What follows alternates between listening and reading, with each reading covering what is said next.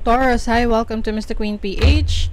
At titingnan natin what's coming to you in the next 2 weeks from the time na mapanood nyo ang reading na to, dahil ito ay isang timeless reading. Anytime na mapanood nyo to, as long as makaka-resonate kayo, this reading is for you.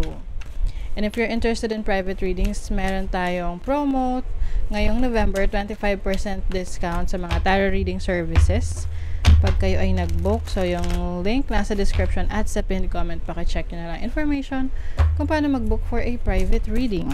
Okay, let's see, Taurus, what's coming to you in the next 2 weeks for Taurus. Destiny, wow, so you are being led to your destiny. Minsan may mga times na yung nangyayari sa atin is not something that we want, no? Yung parang hindi siya in alignment sa gusto natin. Pero kasi merong mas maganda pang plano para sa'yo, ang Diyos. May mas maganda pang plano sa'yo ang universe. So, you are being led to your destiny. Whatever happens in the next 2 weeks, ina-align ka talaga sa iyong purpose, na kung saan mas may fulfillment para sa'yo. You have creativity. Oh, you are tapping into your creative talents, creative skills mo. Download to. So, you are being downloaded with these wonderful ideas. Eureka moment na, uy, magandang idea yon, or uy, magandang gawin yan sa work ko, magandang gawin yan sa business. Okay? So, it can be any project na mas magiging malikhain ka. Yung iyong imagination ay magiging malikot. Malikot na imahinasyon. Okay? That will open up opportunities para sa'yo. O, diba? Dream sweet, sleep deep. So, some of you, maaring in the next 2 weeks, magiging maayos yung pagtulog ninyo, you will feel good, you will feel at peace, and yung iba, yung mga downloads na yan, yung mga ideas na yan, magagaling yan sa inyong mga panaginip. Na marirealize nyo na, uy, that's a great idea, na experience mo siya sa panaginip mo, and you can make it happen sa iyong reality.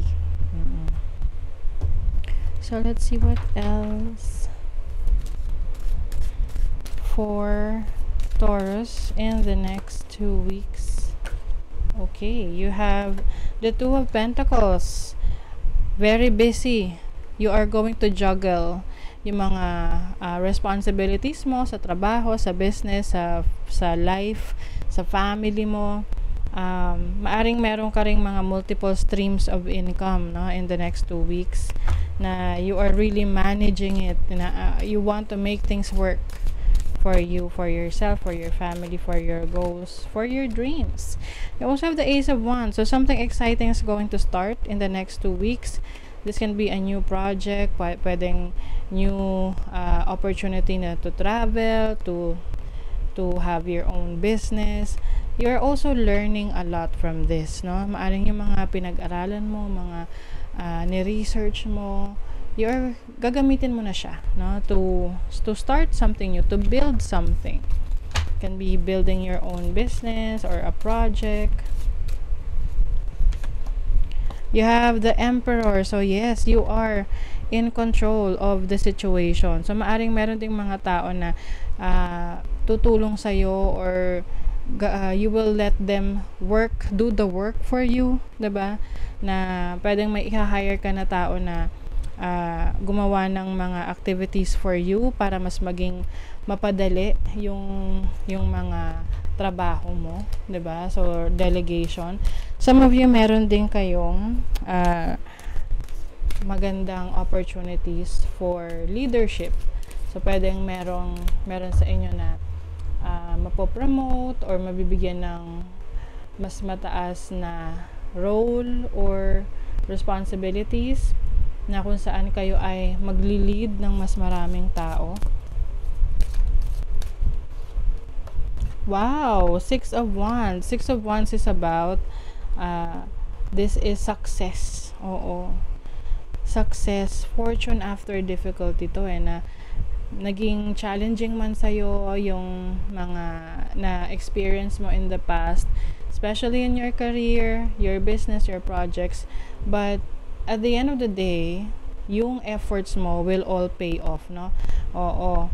So, Six of Wands is also about recognition. I-recognize ka ng mga tao na nakikita yung efforts mo. So, pwedeng merong awards, rewards para sa'yo in the next 2 weeks because of your hard work. There's also some admiration here, no? May mga taong nag-a-admire sa'yo sa trabaho, sa career mo, or sa business mo. You are being admired for your hard work. Let's see. What else, Taurus? Meron kang choices in the next 2 weeks. Pwedeng itong choices na to related sa trabaho, career, or business mo na talagang pinag-iisipan mo kung anong dapat mong gawin. You are weighing things, yung pros and cons. You also have, chess, which is being strategic. So, meron kang decision making na gagawin in the next 2 weeks na hindi mo siya mamadaliin, pag-iisipan mong maigi. You're going to plan. Ipaplan mo siya ng how many steps, mga 10 steps forward. Kumbaga, para ka naglalaro ng chess na para manalo ka sa chess, kailangan advance ka mag-isip. So, that's what I'm saying for you. Pinaplano mo yung mga actions mo ng sobrang advance. Okay? And this will also lead you to success, definitely. So, mental force, Sapphire. Wise judgment. See, yung mga decisions mo moving forward in the next 2 weeks, ito ay magiging on point na talagang kung ano yung best for the situation, yun yung decision na pipiliin mo. Okay?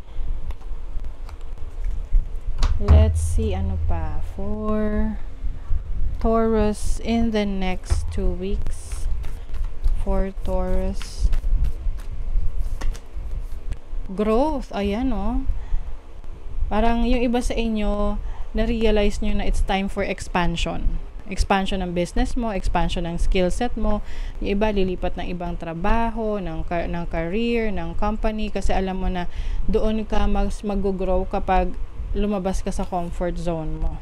Yan, evolution starts when you leave your comfort zone. Get comfortable with being uncomfortable. Yes. Because that's part of your growth, which is change. Diba? You are finally taking action.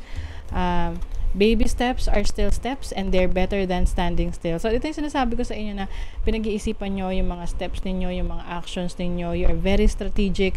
Kahit maliliit na steps yan, that is still one step closer to your goal. Okay?